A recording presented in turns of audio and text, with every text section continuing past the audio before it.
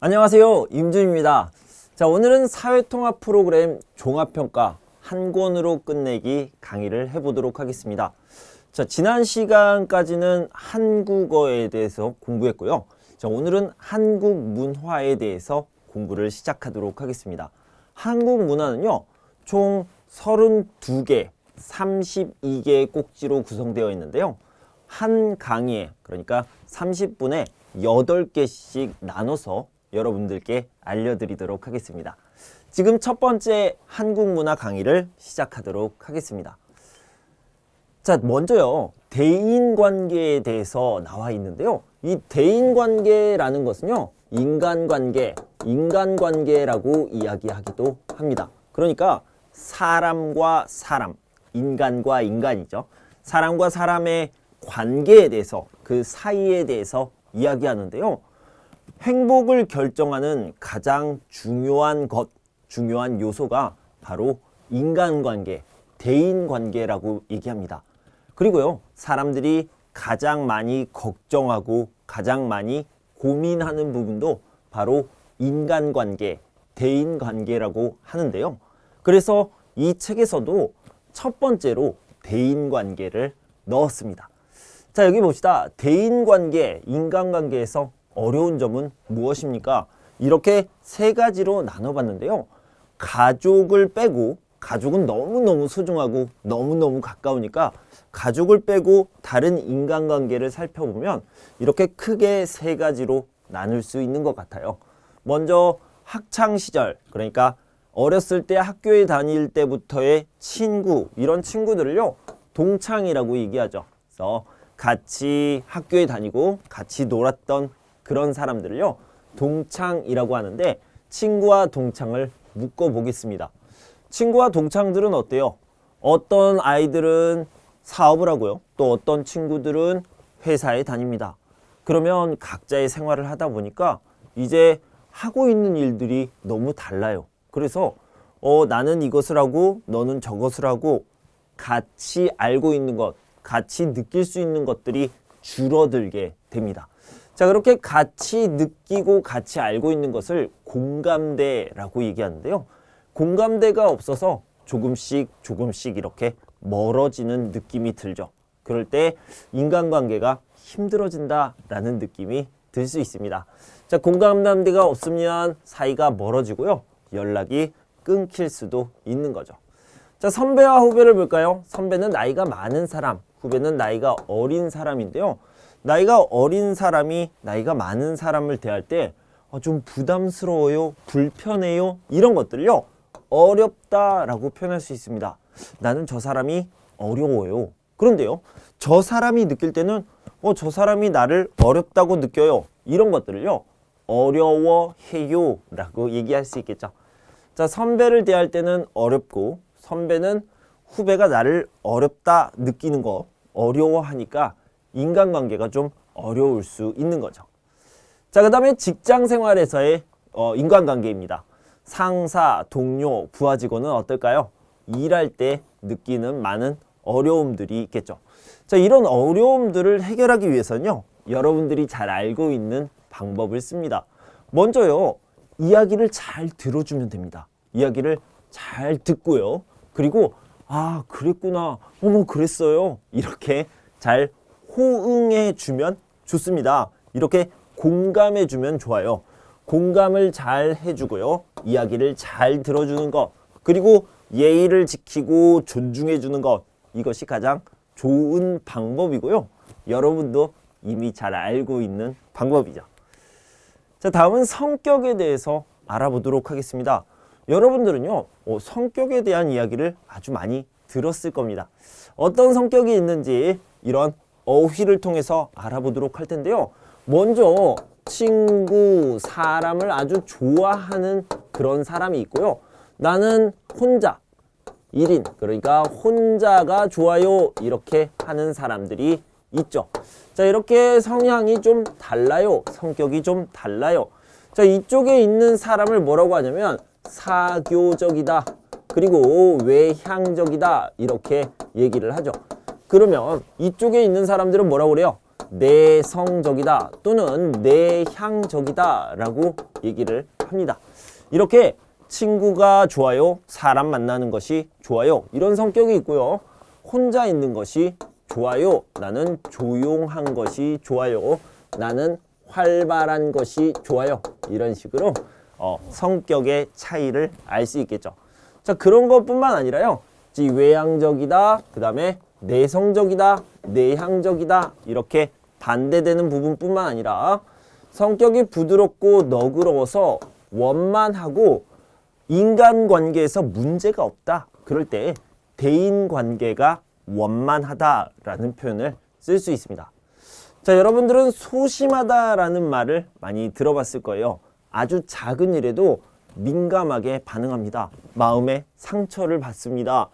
기분이 나빠합니다. 이런 사람들을 소심하다라고 하는데, 이 소심하다의 반대말이 바로 대범하다죠. 그래서 아주 작은 일은 신경 쓰지 않아요, 괜찮아요, 이렇게 하는 사람들을 대범하다라고 이야기할 수 있습니다.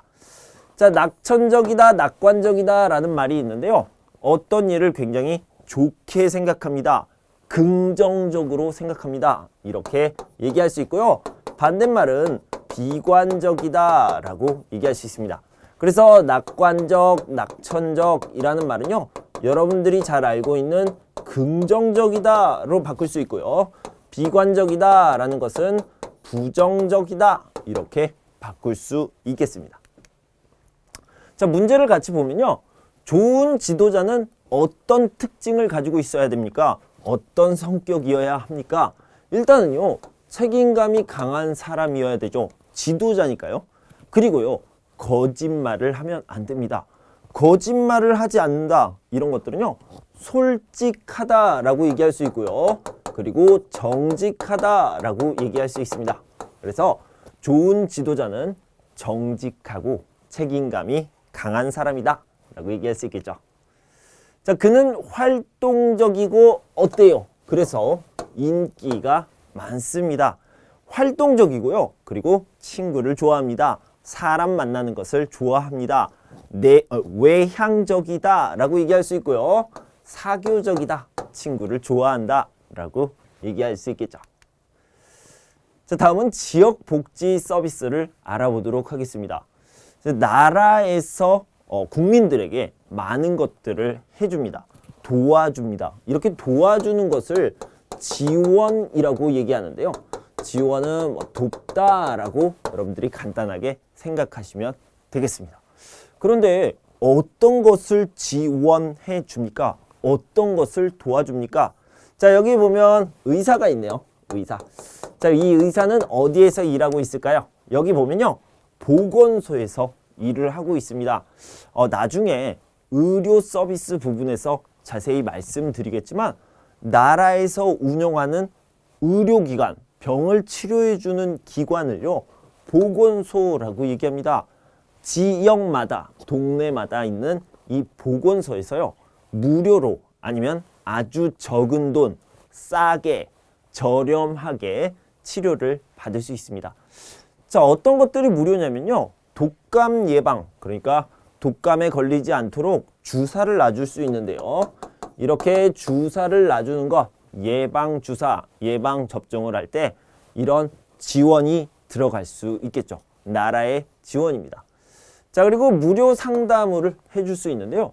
자, 여러분들이 고민하는 것들 중에 가장 많은 것들이 인간관계, 그리고 돈이 있겠죠. 여러분들이 일을 했는데 돈을 받지 못했어요. 그러니까 월급을 받아야 되는데, 급여를 받아야 되는데 이번 달 월급을 사장님이 주지 않아요. 그러면 나중에 줄게요, 나중에 줄게요, 계속 못 받을 수도 있겠죠. 자, 이런 상황을요, 임금체불이라고 얘기합니다. 임금체불이란 건 방금 말씀드린 것처럼 일을 했는데 월급을 주지 않아요. 다음에 줄게요, 이렇게 이야기하는 거죠. 자, 이런 임금체불이 있을 때 나라에서, 정부에서 상담을 해주는 시스템을 만들었습니다. 자, 그리고 역시 돈 문제인데요. 열심히 일을 했는데 퇴직금을 안 줘요. 이런 경우도 있겠죠. 자, 여러 가지 이런 상담들을 지원해준다, 국가에서 복지 서비스로 지원해준다. 이렇게 알아두시면 되겠습니다. 자, 역시 취업, 직업에 관한 프로그램도 진행되고 있습니다. 그래서 취업을 하려고 하는 이런 취준생이 나와 있는데요. 취준생이라는 것은 취업 준비생이라고 할 수 있죠. 이런 취업 준비생들이 어떤 것을 준비해야 될까요? 보통은 스펙이라고 하는데 자격증을 준비해야 되고요. 실제로 취업을 할 때는요. 자소서를 써야 됩니다. 자소서가 뭐예요? 자기소개서죠. 자기를 소개하는 글을 써야 되고요. 또는 자기가 어떤 일을 했는지 이력서를 쓰게 됩니다. 또는 취업을 지원하게 되잖아요. 나는 이 회사에서 일하고 싶어요. 입사 지원서를 쓰는데요. 이런 지원서를 이렇게 작성해야 됩니다. 그래서요. 면접도 봐야 돼요. 면접 스킬을 배우고요. 자기소개서를 써야 돼요. 자기소개서 작성 방법도 배웁니다. 자, 이런 것들을 무료로 또는 아주 싼 가격, 저렴한 가격으로 교육해주는 그런 복지 서비스가 있고요. 자, 이력서를 한번 나중에 보도록 하겠습니다. 자, 교환, 환불 이런 것들을 알아보도록 할게요. 여러분들이 쇼핑을 하다 보면요. 어떤 물건을 샀는데 문제가 있을 때가 있어요. 문제가 있으면 어떻게 해야 됩니까? 문제가 없는 물건으로 바꿔야 되겠죠. 자, 이렇게 바꾸다라는 것을요. 교환하다라고 이야기를 할 수 있습니다. 또는 물건을 물건으로 바꾸는 것이 아니라 돈으로 다시 주세요. 그래서 돈을 다시 받다 이렇게 하는 것을요. 바로 환불이라고 얘기합니다. 그러니까 물건을 물건으로 바꾸다, 교환, 물건을 다시 돈으로 바꾸다 이것을 환불이라고 이야기하죠. 어떨 때요? 문제가 있을 때 문제가 있다 이렇게 나중에 다시 이야기하겠지만 문제가 있는 것은요 불량이라고 얘기합니다. 또는 하자가 있다 이런 식으로 얘기할 수 있겠죠. 자, 그런데 저는 바꾸고 싶어요. 또는 돈을 다시 받고 싶어요. 즉 교환하고 싶어요. 환불하고 싶어요. 왜요? 왜요? 이렇게 물어봤더니 그냥 마음이 바뀌었어요. just 마음이 바뀌었어요. 이런 것들은 교환이 안 될 때도 있고요. 환불이 안 될 때도 있습니다. 방금 just 마음이 바뀌었어요. 이걸 뭐라고 하냐면요. 단순 변심이라고 합니다. 자, 이거는 just가 되겠고요. 마음이 생각이 바뀌다 이렇게 얘기합니다. 그때는 환불을 해줄 수 없습니다. 이렇게 얘기할 수 있겠죠. 이런 것들을 알아보시면 좋겠습니다. 자, 방금 문제가 있는 것을 불량이라고 했고요. 문제가 있는 물건을 다른 말로 상품이라고 할 수 있겠죠. 그래서 문제가 있는 상품을요, 뭐라고 하냐면 불량품이라고 이야기합니다. 불량품이요. 자, 여기를 보면요. A 회사에서 판매한 보조 배터리에 계속 잇따라 나옵니다. 무엇이요? 문제가 있는 상품이 계속 나오니까 모든 것, 전량을 다시 돈으로 주겠다라고 했다고 합니다. 그러면 여기에는요. 문제가 있는 상품, 문제가 있는 상품 이걸 뭐라고 그랬어요? 자, 문제가 있다는 것을 불량이라고 얘기했고요. 상품을 품이라고 얘기해서 불량품이라고 쓰면 되겠죠. 자, 이번엔 소비와 절약에 대해서 알아보도록 하겠습니다. 먼저 이 소비에 대해서 알아볼 텐데요. 소비는 어디에서 하게 됩니까? 물론 여러 장소에서 여러분들이 물건을 사고 돈을 내게 되죠. 이런 것들을 소비라고 하는데요. 자, 여기서 여러분들이 물건을 가장 많이 사고 돈을 가장 많이 쓰는 것 중에 하나인 재래시장, 백화점, 대형마트, 슈퍼마켓, 편의점, 홈쇼핑을 가져왔고요. 이것들의 특징을 좀 알아봤습니다. 자, 먼저 정찰제라는 것은요. 정가제라고 얘기하기도 합니다. 정찰제, 정가제 거의 비슷한 뜻인데요. 이 정가라는 말은요. 정해진 가격, 제도, 시스템 이렇게 생각하면 됩니다. 그러니까요. 이것은 3만 원이에요. 깎아주세요. 안 돼요. 그냥 3만 원이에요. 이렇게 딱 정해져 있습니다. 바뀌지 않습니다. 이것을요. 정가제, 정찰제라고 얘기합니다. 그래서 여기 백화점, 대형마트, 편의점 같은 경우에는요.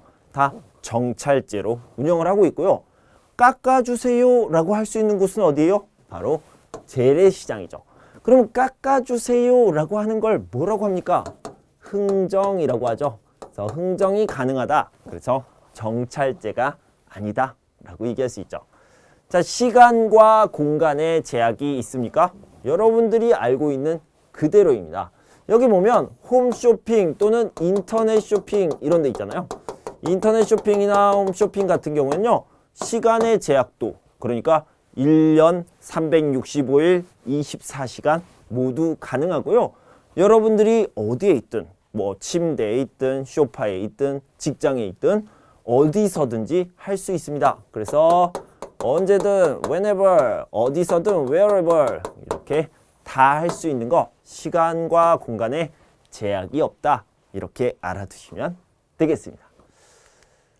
자, 주거 환경을 좀 보도록 할 텐데요. 여기서 보면 도시와 농촌의 특징에 대해서 이야기를 하고 있습니다. 도시와 농촌 하면 여러분들이 어떤 것을 먼저 떠올리게 돼요? 도시 하면요. 바쁘다.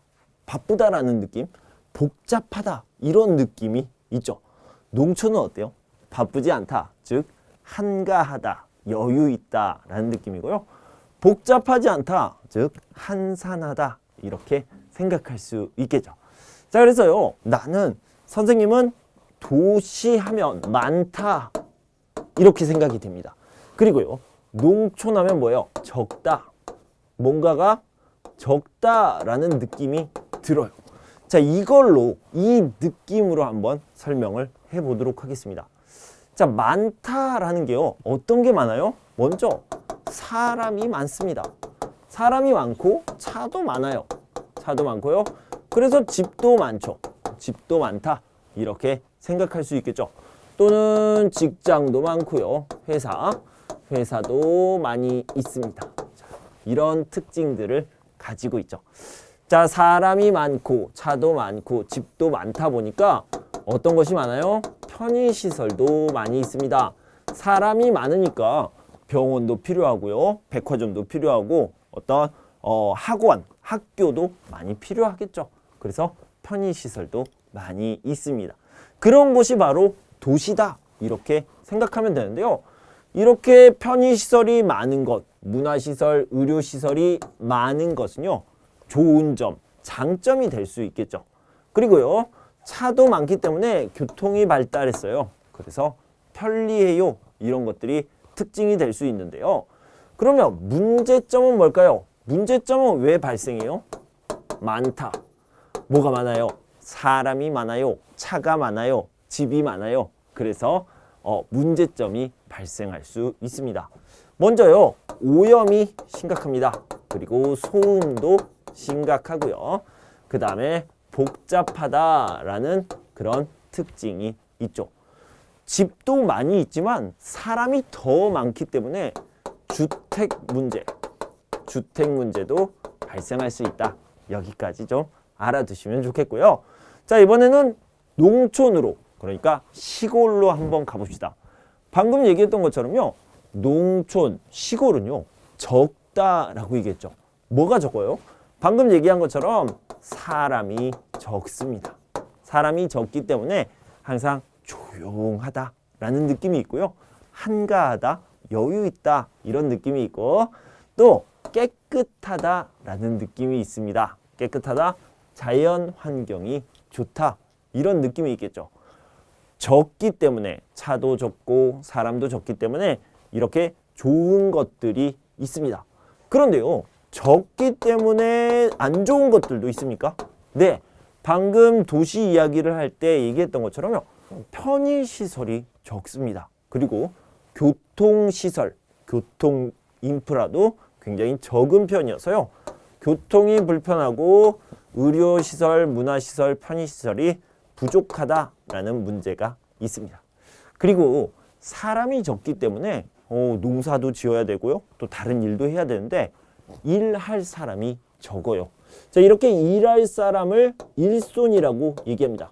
일할 사람, 일하는 사람 이런 걸 일손이라고 하는데 일손이 부족하다는 문제도 있다. 이렇게 알아두시면 되겠습니다. 자, 다음은 문화생활입니다. 자, 여러분들은 열심히 일하고요. 또 열심히 공부를 합니다. 그런데 그렇게 일하고 공부하다가 주말이 되면 또는 방학이 되면 여러분들이 어떤 취미생활을 즐길 수 있고요. 여가생활을 즐길 수 있습니다. 그래서 많은 여가생활, 취미생활이 있겠지만 그 중에서도 좀 문화적으로 즐길 수 있는 것들이 많이 있겠죠. 여러분들은 어떤 걸 좋아합니까? 영화, 연극, 전시회 이런 것들을 좋아합니까? 저는요, 뮤지컬을 굉장히 좋아합니다. 자, 이 뮤지컬이라는 것은 음악, 뮤직이죠. 그리고 연극이 함께 합쳐진 형태. 자, 미국에서 만들어진 그런 형태를 이야기하는데요. 한국적으로 이야기하면 자, 한국 전통 문화를 좀 살펴보면요. 이런 것들이 판소리라든가 판소리는 스토리텔링도 들어가 있죠. 또는 마당극 이런 식으로 들어가 있습니다. 그래서 전통문화, 한국의 전통문화에서도 찾아볼 수 있는 모습이다. 이렇게 알아두시면 되겠는데요. 자, 이 뮤지컬을 어디에서 볼 수 있어요? 뭐 문화회관이라든가 아니면 극장에서 볼 수 있습니다. 자, 두 번째는 버스킹이 있습니다. 버스킹이라는 것은요, 한국어로 얘기하면 길거리 공연이에요. 그래서 길거리에서 공연하는 모습을 얘기하는데요. 여기는 여수밤바다라는 그런 길거리 공연의 이름을 가지고 있네요. 자, 그다음에 사물놀이, 한국의 전통 문화입니다. 여기서 이 4라는 것은요, 숫자 4를 이야기하는데요. 제가 다음 화면에서 자세히 설명해 드리도록 하겠습니다. 먼저 뮤지컬의 모습입니다. 뮤지컬은 미국에서 시작된 공연 형식이고요. 방금 얘기한 것처럼 뮤직, 그러니까 음악과 그다음에 연극이 합쳐진 형태다. 이렇게 생각하시면 되겠습니다. 자, 이거는요, 버스킹이에요. 그러니까 아까 말씀드린 것처럼 길거리 공연이죠. 길거리 공연을 하는 모습이고요. 버스킹이라고 이야기를 합니다. 길거리 공연을 하고 있다. 이런 문화가 있죠. 자, 그 다음에 몇 개예요? 하나, 둘, 셋, 넷. 네 개네요. 그죠? 네 개. 네 개의 물건. 자, 이 물건이라는 것은요, 악기를 얘기하는 거예요. 그래서 이 뮤지컬 인스트루먼트, 악기를 가지고 놀다예요? 플레이예요? 네. 자, 플레이라고 하면요, 여러분들이 알고 있는 것처럼 놀다라는 뜻도 있지만 뭐 운동하다, 그리고 공연하다, 연주하다라는 뜻도 있죠. 그래서요, 여기서는요, 이 놀이가 공연하다 또는 연주하다라는 의미로 쓰입니다. 네 가지 악기를 가지고 공연을 하다, 그 다음에 연주를 하다, 음악을 만들다라는 의미가 되겠죠. 자, 먼저 이거는 북입니다. 북이고요. 여기는 꽹가리가 되겠고요. 여기는 징이고 여기는 장구가 되겠습니다. 그래서 사물놀이, 북, 꽹가리, 장구, 징을 가지고 얘기하는데요. 이거를 짧게 줄여서 쇠라고 하는 경우도 있으니까 이것까지 알아두시면 좋겠네요. 자, 이렇게 사물놀이를 하는 모습입니다. 여기 뭐가 있어요? 여기는 징이 있고요. 여기는 꽹가리가 있고, 여기는 장구, 여기는 북, 이런 식으로 네 가지 물건, 네 가지 악기를 가지고 공연하는 거 바로 사물놀이가 되겠다. 이렇게 알아두시면 되겠습니다. 자, 여기 보면 가야금이라는 악기도 있죠. 그래서 전통적인 악기다. 이렇게 알아두시면 되겠고요. 자, 여기는 뭐예요? 여기 보면은 보딩 패스라고 나와 있는데 이거는 여행에 관련된 이야기겠죠. 여행은 비행기 표라고 얘기하는데 비행기 표를 영어로 티켓이라고 얘기하잖아요. 그래서 한국어로도 티켓이라는 표현을 많이 씁니다. 자, 이 사람은 어디에 간지 봅시다. 일단 홍길동 씨고요. 홍길동 씨는 서울 인천에서 출발해서 미국 LA 로스앤젤레스로 가네요. 이런 여행 정보를 알 수 있겠죠. 자, 마지막으로 음식과 요리 부분을 살펴보도록 하겠습니다. 여러분들은 요리를 좋아하시나요? 요리를 잘 하시나요? 저는 좋아합니다. 그리고 잘 하지는 않지만 제가 만든 음식을 제가 먹으면 맛있더라고요. 그러니까 제가 느끼기에는 제가 요리를 잘한다고 느끼는데요. 이따가 여러분들에게 된장찌개 끓이는 방법을 잠시 후에 알려드리도록 하겠습니다. 자, 일반적인 것들을 먼저 얘기할게요. 자, 여기에 이렇게 salt라고 적혀 있습니다. salt, 이거 맞죠? salt가 있는데, 자, 이것을 이렇게 뒤집어서 축축축 이렇게 되는 것을요, 뿌리다라고 얘기해요. 축축축 또는 이렇게 하는 거예요. 이런 것들을 뿌리다라고 얘기합니다. 소스를 뿌리고요, 깨를 뿌리고, 후추를 뿌리고, 소금을 뿌리고, 이렇게 하는 것을 뿌리다라고 얘기하죠. 만약에 옷이 구겨져 있으면 칙칙칙 이렇게 물을 뿌리기도 하고요. 머리에 스프레이, 헤어 스프레이를 뿌리기도 하죠. 그런 것들을 뿌리다라고 표현을 합니다. 자, 다음은 컷을 얘기하겠습니다. 자, 이 컷을 보면요, 썰다가 있고요. 이 썰다는 보통 칼을 이용해서 썰다라고 얘기할 수 있겠죠. 그러면 선생님, 가위도 컷할 수 있잖아요. 네, 맞아요. 가위는요, 자르다라는 표현을 씁니다. 그래서 칼로 썰다, 가위로 자르다, 이렇게 이야기를 합니다. 자, 근데 칼로 썰 때요, 이게 어떤 것을 이렇게 썰잖아요. 써는데 썰었을 때 모양이 이렇게 가늘고 길게 나오는 거예요. 이런 것들은요, 채를 썰다라고 얘기합니다. 채를 썰다, 이렇게 얘기하고요. 자, 다시 한번 이렇게 썬 다음에 가루가 되도록 이렇게 아주 작게 썹니다.